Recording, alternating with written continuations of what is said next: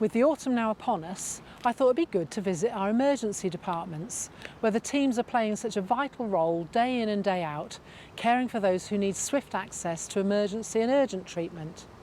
These teams really are amazing. They never know what will be coming through the door during the course of a shift, and they thrive on a level of stress that the rest of us would just run away from. The COVID-19 pandemic has of course had a massive impact on these departments, with both Bournemouth and Poole having to introduce many significant changes. These were necessary in order to create safe areas for both COVID and non-COVID patients and to ensure we protected our staff. Both teams have had to increase the size of their department's footprint in response to Public Health England's guidelines about accommodating their COVID pathways. Within Poole Hospital, front door streaming has been expanded, with all minor patients now routinely directed to the urgent treatment centre. This means that walk-in patients avoid coming into the emergency department at all. An ambulatory care area has also been created to allow better spacing and flow for majors patients.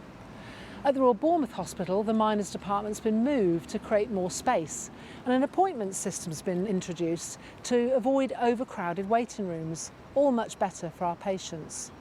These are just a few examples.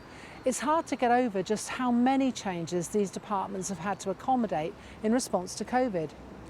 Nevertheless, it's great to see the enthusiasm of our teams for embracing innovation and introducing new models of care. I really wanted to thank staff this week for their incredible professionalism and their flexibility in responding to all this change. Every single member of staff has been affected, and all at a time of great anxiety and uncertainty, and everyone's risen to the challenge. Everyone I spoke to was willing to go the extra mile in order to create the best possible environment in which to treat their patients. What a team! And as well as all of our clinical staff that we know so well, our doctors, nurses, therapists, allied health professionals, I just really want to say a big thank you to our admin and clerical staff. Our admin teams are not always as visible as others, but they work really hard behind the scenes, focusing on making sure that everything goes smoothly for patients. Thank you so much for all that you do. We really do appreciate it. Well, the numbers of patients we've been seeing in our departments has been increasing back to pre-COVID levels.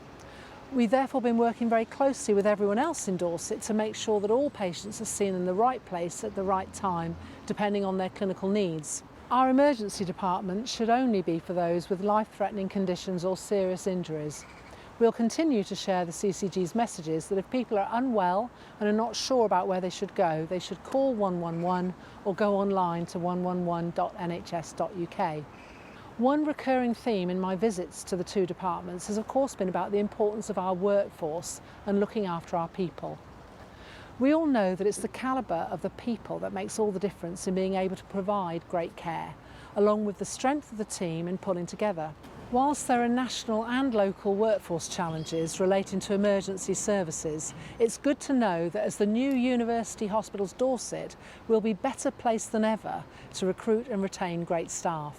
This is already being reflected in the number of applicants for our vacancies, as more and more people recognise that this is a great place to work. It's incredible to think that this time next month we should be established as the new University Hospitals Dorset NHS Foundation Trust.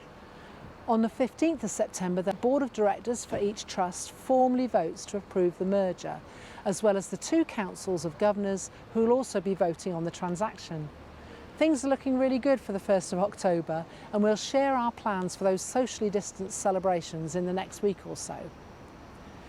Change is an inevitable feature in all of our lives, but we have a great example with our clinical teams about leaning into this change with confidence.